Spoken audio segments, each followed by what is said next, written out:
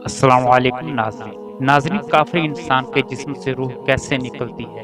فرشتے اس کا کیسے استقبال کرتے ہیں؟ اللہ تعالیٰ اس روح سے کیسے مخاطب ہوتا ہے اور قبر میں اس کے ساتھ کیا ہوتا ہے؟ قرآن و حدیث کی روشنی میں مکمل تفصیل کے ساتھ ناظرین ویڈیو پسند آئے تو ویڈیو کو لائک ضرور کر دیں۔ ناظرین آپ صلی اللہ علیہ وسلم نے کافر کی روح نکلنے کے متعلق فرمایا، کافر آدمی جب اس دنیا سے رخصت ہو کر آخرت کی طرف جا رہا ہوتا ہے تو آسمان سے سیاہ چہروں والے فرشتے آتے ہیں، ان کے پاس ٹاٹ ہوتے ہیں، وہ آ کر اس کے سامنے بیٹھ جاتے ہیں۔ وہ فرشتے مسلسل اس کی طرف دیکھتے رہتے ہیں اور پل بھر کے لیے بھی آنکھ بند نہیں کرتے، اور وہ ٹاٹ جو ان کے پاس ہوتا ہے انتہائی بدبودار، گندا اور سخت لباس ہوتا ہے جو اس کو پہنانے کے لیے لایا جاتا ہے۔ اتنا سخت ہوتا ہے کہ جیسے کانٹوں سے بھری ہوئی کوئی شاخ ہو۔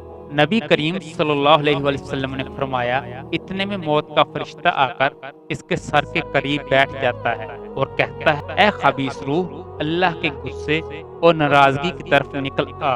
اے خبیث روح، تو خبیث جسم میں تھی، پس تو اپنے رب کے غیظ و غضب کی طرف نکل، اپنے رب کی لعنت کی طرف نکل۔ نبی کریم صلی اللہ علیہ وسلم نے فرمایا، وہ روح اس کے جسم میں بکھر جاتی ہے، یعنی رعب کی شدت کی وجہ سے وہ روح اس کے جسم میں چھپتی پھرتی ہے۔ اسے سمجھ نہیں آ رہی ہوتی کہ وہ کس طرح بھاگ سکے، کبھی جسم کے دائیں پاؤں میں جاتی ہے، کبھی بائیں پاؤں میں جاتی ہے، کبھی ہاتھوں میں آ جاتی ہے، کبھی پیٹ میں چلی جاتی ہے، یعنی وہ پورے جسم میں متفرق منتشر ہو جاتی ہے۔ نبی کریم صلی اللہ علیہ وسلم نے فرمایا، پھر فرشتہ اسے یوں کھینچتا ہے جیسے کانٹے دار سلاخ کو تر اون میں سے کھینچ کر نکالا جاتا ہے۔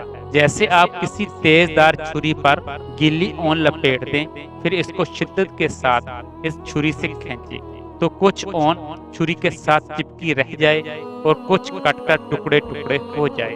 جب فرشتہ اسے نکال لیتا ہے تو دوسرے فرشتے اس روح کو اس کے ہاتھ میں ایک لمحہ کے لیے بھی نہیں رہنے دیتے، بلکہ وہ اسے فوراً ٹاٹوں میں لپیٹ لیتے ہیں۔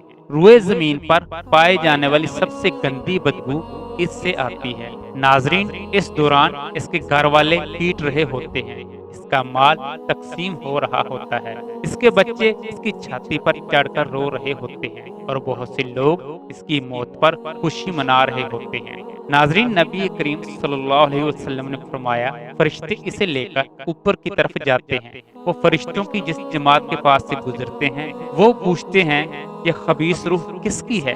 اس آدمی کو دنیا میں جن برے ناموں سے پکارا جاتا تھا وہ ان میں سے سب سے برا اور گندا نام لے کر بتاتے ہیں کہ یہ فلاں بن فلاں ہے۔ فرشتے کہیں گے، اے خبیث روح، تو کسی بھی قسم کے اکرام اور پروٹوکول کی مستحق نہیں ہے، کیونکہ تم نے اپنے جسم کی عزت نہیں کی کہ وہ نماز پڑھنے والا بنتا، اور نہ ہی اپنے ہاتھوں کی عزت کی کہ وہ صدقہ کرنے والا بنتا۔ تو نے خود اپنے نفس کی عزت نہیں کی کہ وہ فرشتوں کے ہاں معزز بنتا، اور نہ ہی تو نے خود اپنے نفس کی قدر کی، اسماء والوں کے ہاں قدر والا بنتا۔ نبی کریم صلی اللہ علیہ وسلم نے فرمایا، یہاں تک کہ فرشتے اسے پہلے اسماء تک لے جاتے ہیں اور دروازہ کھلوانے کا کہتے ہیں، لیکن اس کے لیے آسمان کا دروازہ نہیں کھولا جاتا۔ پھر آپ صلی اللہ علیہ وسلم نے سورۃ اعراف کی 30 نمبر آیت تلاوت فرمائی، جس کی تفسیر یہ ہے، اوپر جانے کی خاطر ان کی روحوں کے لیے آسمان کے دروازے نہیں کھولے جائیں گے، اور وہ جنت میں اس وقت تک نہ جا سکیں گے یہاں تک کہ اونٹ سوئی کے نکے سے نہ گزر جائے۔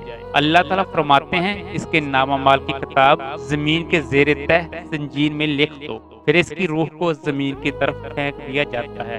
پھر اللہ تعالیٰ فرمائیں گے، اس کو زمین کی طرف لوٹا دو، کیونکہ اسی سے میں نے اس کو پیدا کیا ہے، اسی میں اسے لوٹاؤں گا، اور پھر اسی سے دوبارہ اس کو نکالوں گا۔ اس موقع پر آپ صلی اللہ علیہ وسلم نے یہ آیت تلاوت فرمائی، اور جو شخص اللہ کے ساتھ شریک ٹھہراتا ہے وہ گویا آسمان سے گر پڑا اور اسے پرندوں نے اچک لیا، یا ہوا اسے اڑا کر دور دراز لے گئی۔ نبی کریم صلی اللہ علیہ وسلم نے فرمایا، اس کے بعد اس کی روح کو اس کے جسم میں لٹا دیا جاتا ہے۔